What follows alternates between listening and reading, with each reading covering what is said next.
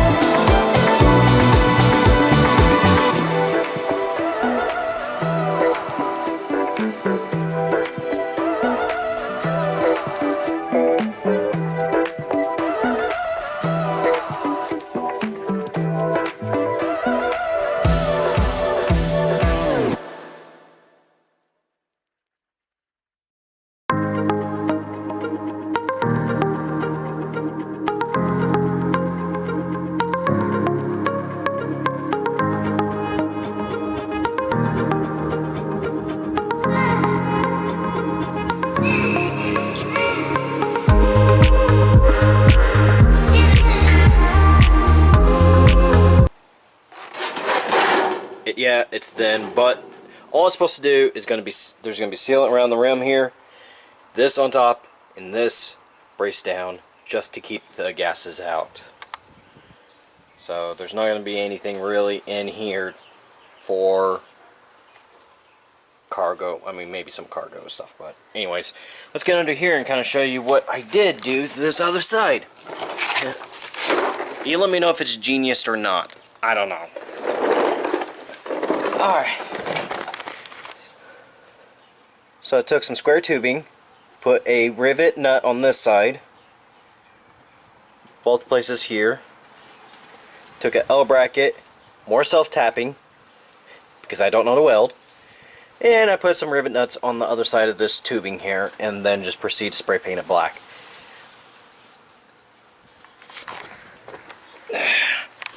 And just so you guys know, 10 gallons of water is 83 pounds.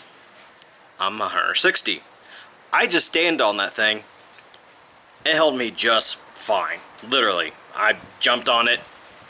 No problem.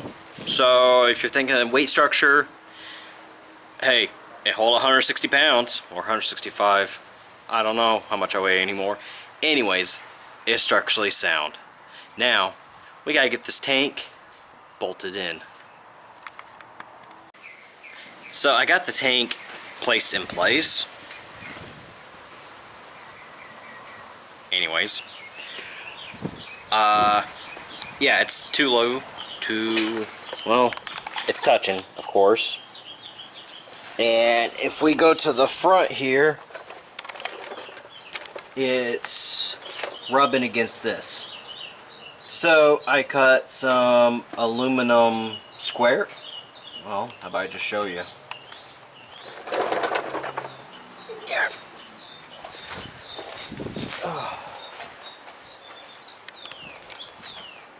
So, cut these to size and painted them, since, you know, aluminum and steel has a chemical reaction when it's together. So this is going to go on aluminum, since the fuel cell is aluminum.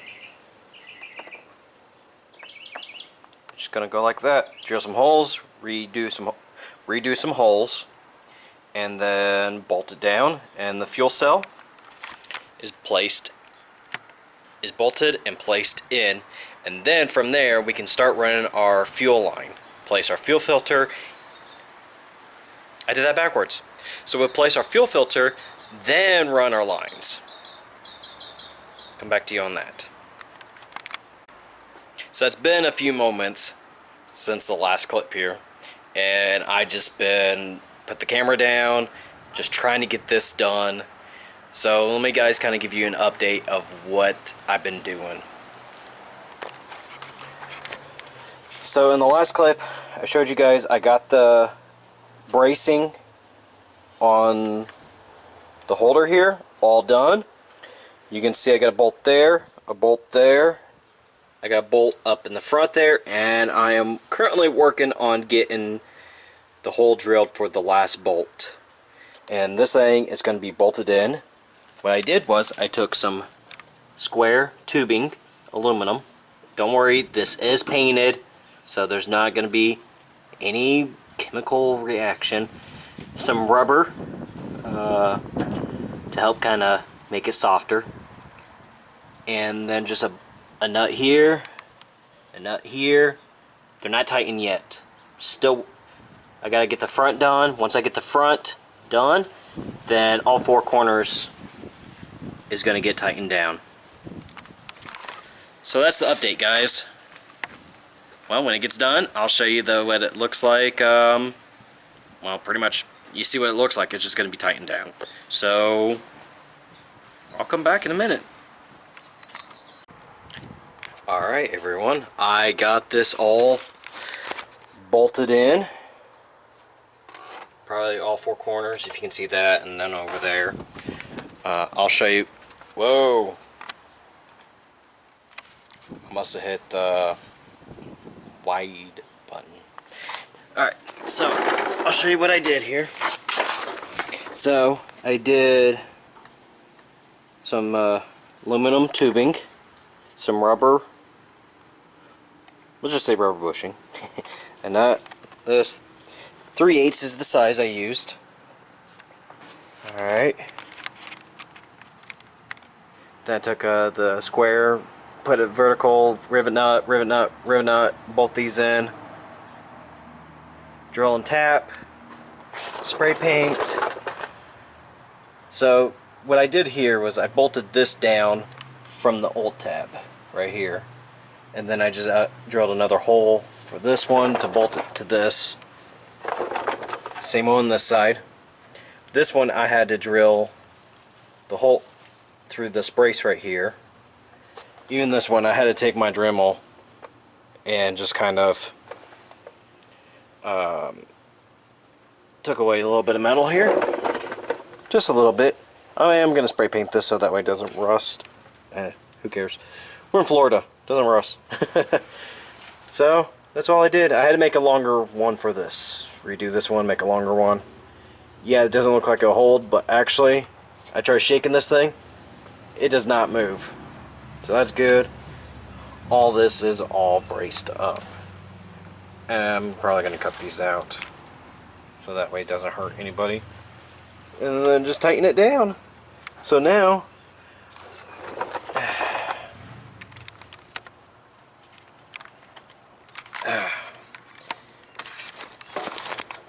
now I have to find a spot for my fuel filter and run my fuel lines.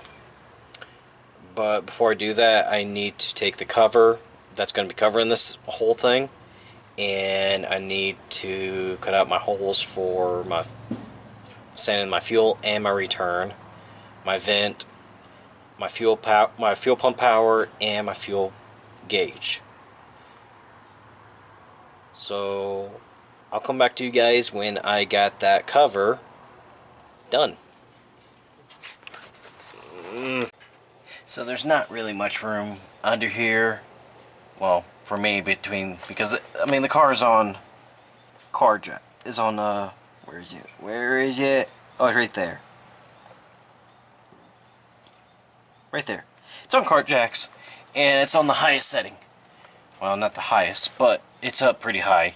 So there's not much room. So, when I was thinking about putting this, I mean, I can kind of twist a little bit. Anyways, let's see here. There's a spot right here where this bolt is. And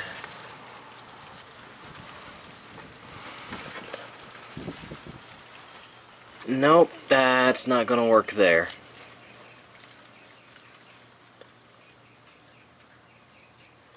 So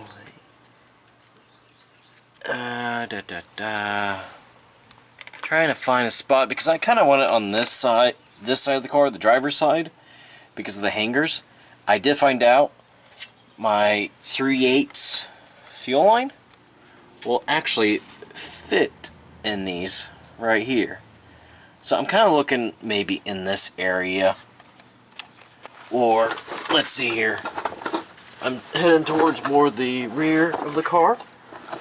I'm getting hung up on the hammer under here.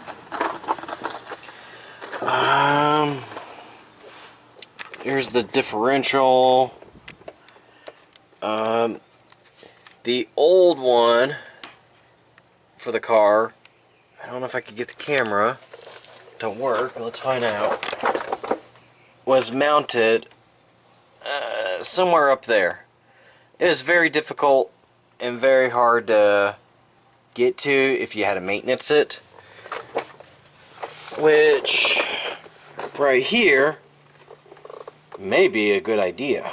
Just unbolt that hard line right there. Let's see here. I can still reach this.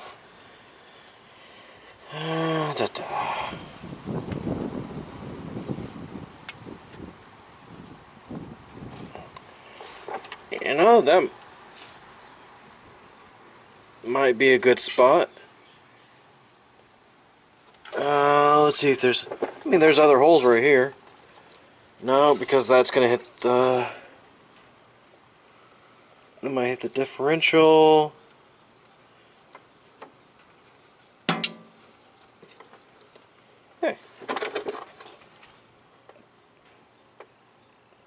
that might be feasible.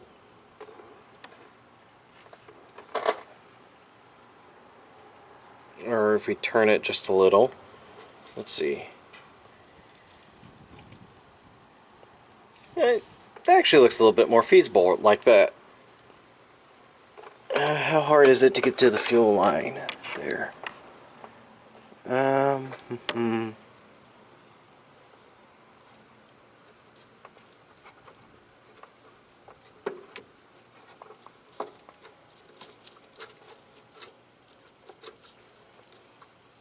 Actually, that would fit right there, just fine. Alright, and it's serviceable. Let's see, if we move it to this other bolt, is it? Nope, it's not even gonna work. There. Alright. I'll come back to you guys when I find a spot. As you can see, I have my fuel filter right there.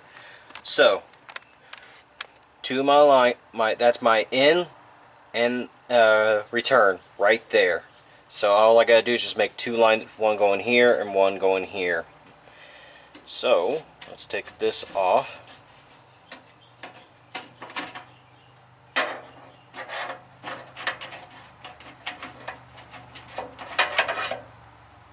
It's almost like I could use this one.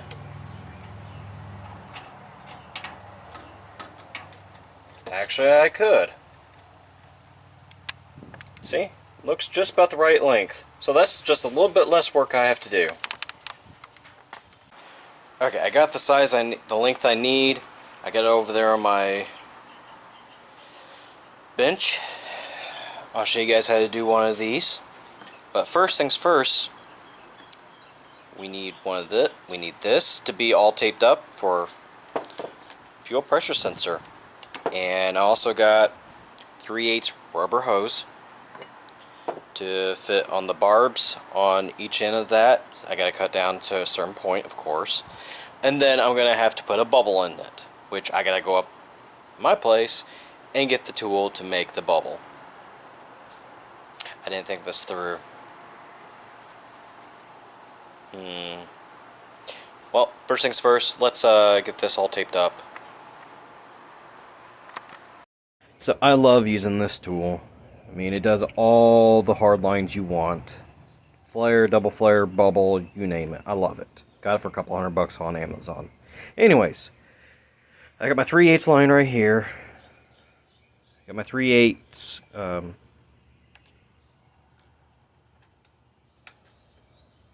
slot here. Slide that in.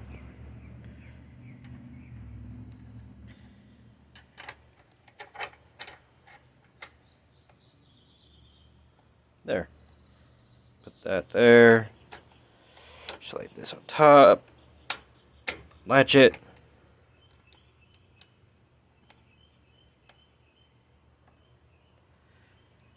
Crank it down.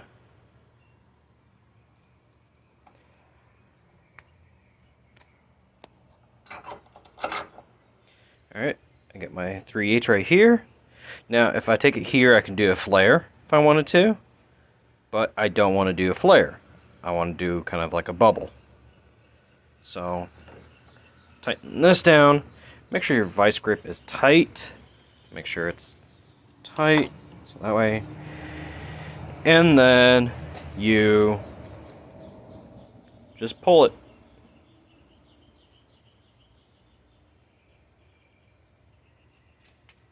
See if I can do this. Alright.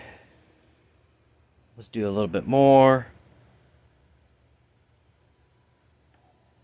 Alright. That should have done it.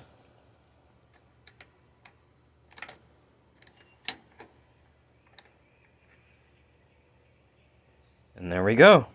We'll slide our rubber hose right over that and put a clamp and we're good to go. So, with this hard line, it's just in there, you know. So with these fittings here, take the back off here. You're gonna have, I'm forgetting these names on the stuff, and this is very important. Anyways, I'll move on from here. Alright, so you put the back sleeve on, you put the compression ring, put that on, and with this, you want to make sure this is seated all the way. It's seated. So, what you do is press this up, pull this up, and start twisting, of course. Get it nice. See, you gotta hold this also. Make sure this doesn't come undone. At the same time, so basically you're kind of doing like, you basically need 3 hands in one. So, loosen the vise here. I'm gonna have to remold this under the car.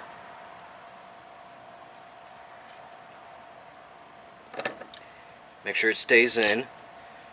Get your aluminum wrench. This is an AN6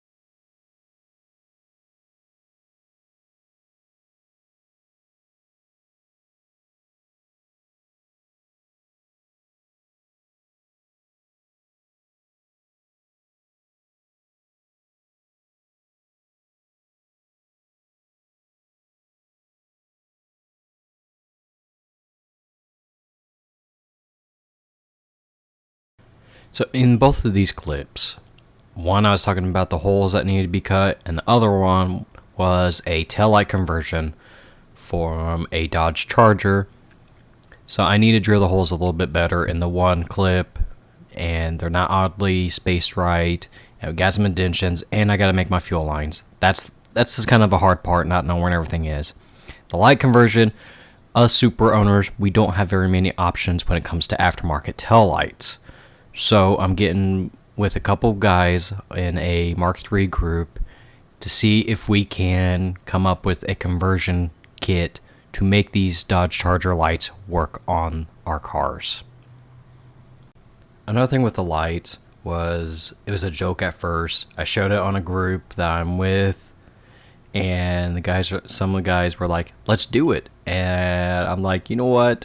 Let's do it. At first it was a joke, but now some of these guys are actually making brackets and stuff for these to work.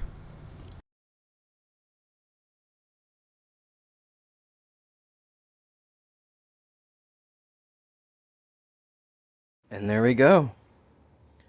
This is only a temporary until I can find more of a permanent solution. Now I'm going to have this one vented. Actually, I'm going to have that one vented.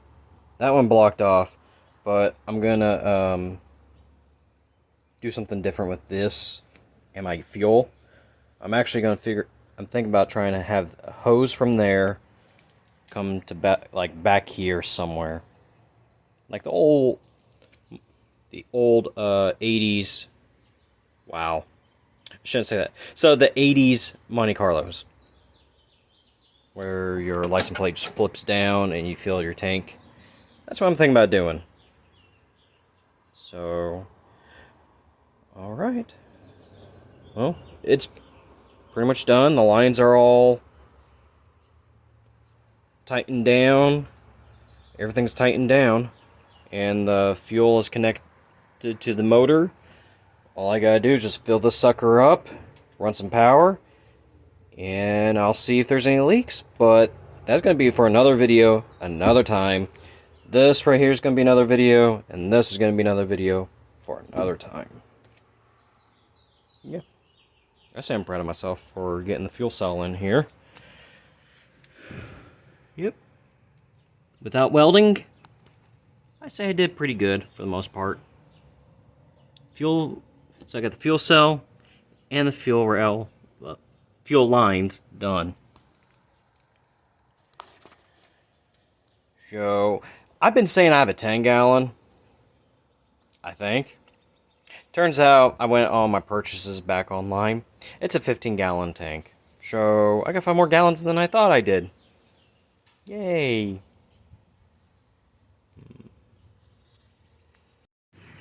So, I got my hose from the sensor to a hard line